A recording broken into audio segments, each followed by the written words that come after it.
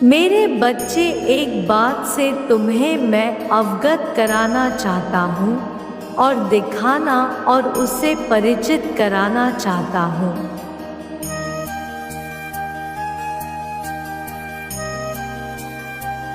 जिससे कि तुम उस शक्ति को प्राप्त कर पाओ। उस शक्ति से तुम्हें जीवन में सच्ची खुशी प्राप्त होगी और तुम कठिनाइयों से बाहर निकल पाओगे।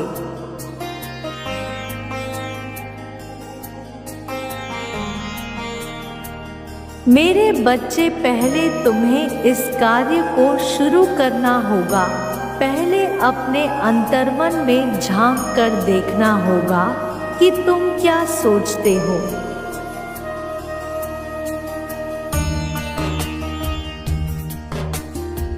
उस शक्ति को पहचानना होगा।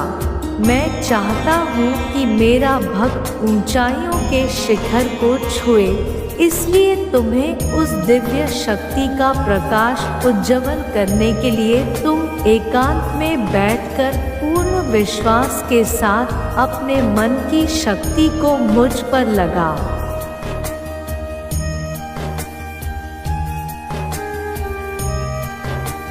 मेरे प्यारे बच्चे, जितना तुम जीवन को ऊंचाइयों पर पहुंचाने की कोशिश कर रहे हो और मुझे ये दूध, बेल पत्र जैसी चीज़ें हर सोमवार को तुम मुझे चढ़ाते हो, उनसे मैं बहुत ही खुश हो रहा हूँ।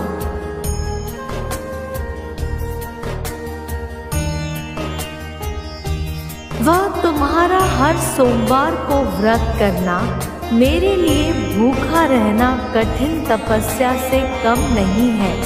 मेरा बार बार स्मरण करना, मुझे बार बार पुकारना मुझे खुश कर देता है।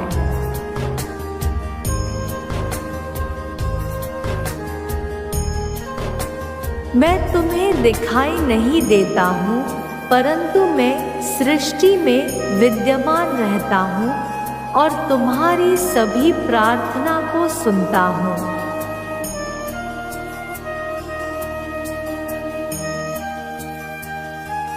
मेरे बच्चे, तुम्हारे द्वारा बिना स्वार्थ से की गई मेरी भक्ति मुझे प्रसन्न कर चुका है।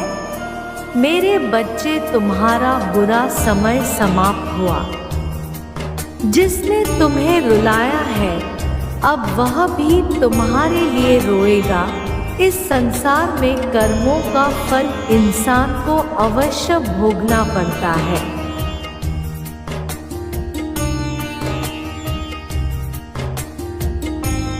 मेरे प्यारे बच्चे, किए गए पुण्य कर्मों का फल भी प्राप्त होता है। मेरे बच्चे, तुम बहुत ही सीधे साधे और भोले भाले हो। तुम साफ हृदय सबके लिए रखते हो, परंतु इस संसार में प्रत्येक प्राणी तुम्हारी तरह नहीं है।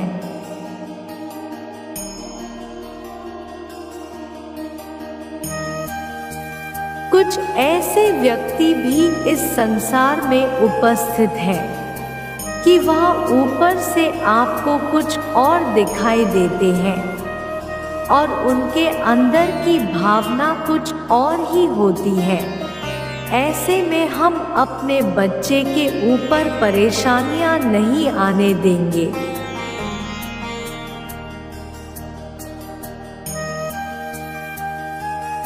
मेरे बच्चे, हर बार तुमने उसे सत्य बोला और उसने हर बार तुम्हें धोखा दिया, झूठ बोला, फरेब किया तुम्हारे साथ। उसने तुमसे सभी बातें छुपाई। अपने जीवन के जिस कार्य को उसने किया है, उस कार्य को भी तुमसे छुपाया है, बताया नहीं है।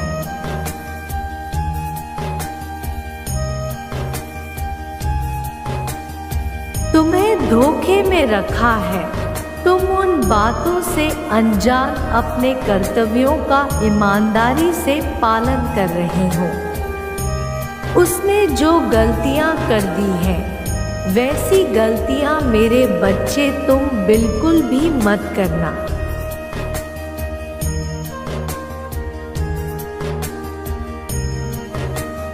क्योंकि तुम्हें उसके जैसा नहीं बनना है। क्योंकि तुमने भी उसकी तरह गलतियां की तो तुम में और उसमें क्या अंतर रहेगा, तुम भी उसी की तरह मूर्ख बन जाओगे। और फिर जब तुम्हें अपनी गलतियों का एहसास होगा तब तक बहुत देर हो चुका होगा।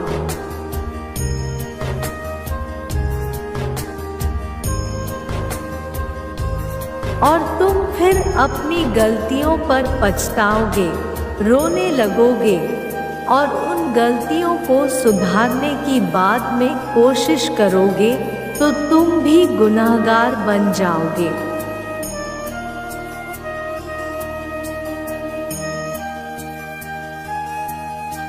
क्योंकि उसे भी अपनी गलती का एहसास हो चुका है, उसे पता चल चुका है कि जो उसने किया है वह सही नहीं किया और तुम उससे शीघ्र दूर जाने वाले हो। उसकी गलतियों के कारण उसके हृदय को यह आभास हो चुका है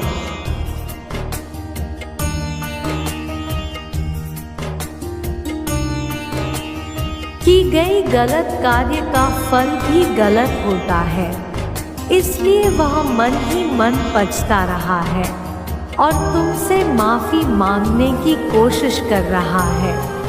उसका हृदय अंदर ही अंदर अब रोने को कर रहा है।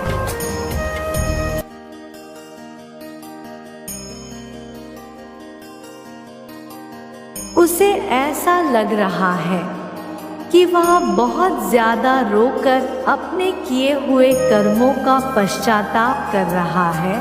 इसलिए मेरे बच्चे, तुम स्वयं ही उससे महान बन चुके हो। यह सब तुम्हारे कर्मों के ऊपर हुआ है।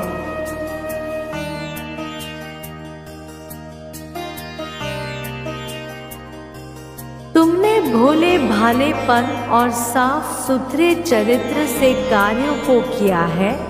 इसलिए तुम्हें ना तो स्वयं पर शर्मिंदा होने की आवश्यकता है और ना ही रोने की आवश्यकता है। मेरे बच्चे, तुम्हारे आगे का जीवन बहुत ही सुनहरा होने वाला है।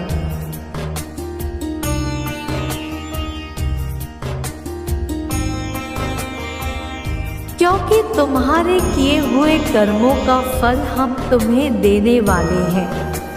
वह समय आ चुका है जब तुम्हारे कर्मों का घड़ा पूर्ण रूप से भर चुका है और फल निर्धारित करने का समय आ गया है।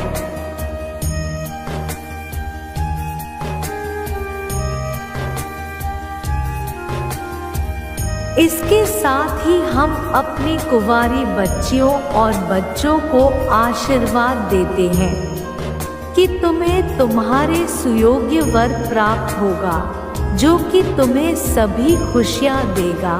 संसार की हर खुशी उसके द्वारा तुम्हारी झोली में आकर रुकेगी।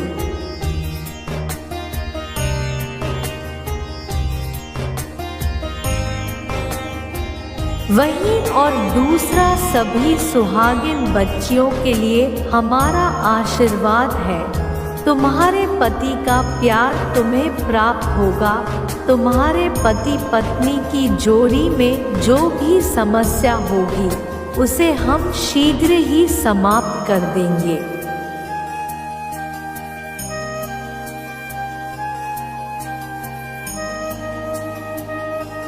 आने वाले समय में, परंतु तुम्हें भी हमें एक वचन देना होगा कि तुम दोनों पति पत्नी एक दूसरे को समझने की कोशिश करोगे, एक दूसरे के समर्पित रहोगे, एक दूसरे की बात मानोगे।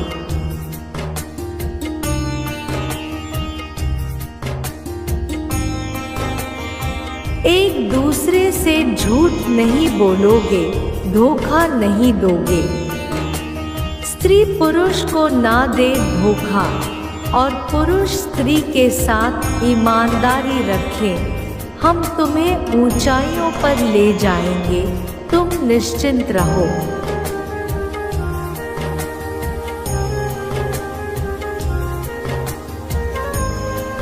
हम पुनः आएंगे तुमसे मिलने के लिए, तुम हमारी प्रतीक्षा करना और तुम्हें शीघ्र ही मेरी कृपा प्राप्त होने वाली है। मेरा आशीर्वाद सदैव तुम्हारे साथ है। मेरे अगले संदेश की प्रतीक्षा करना।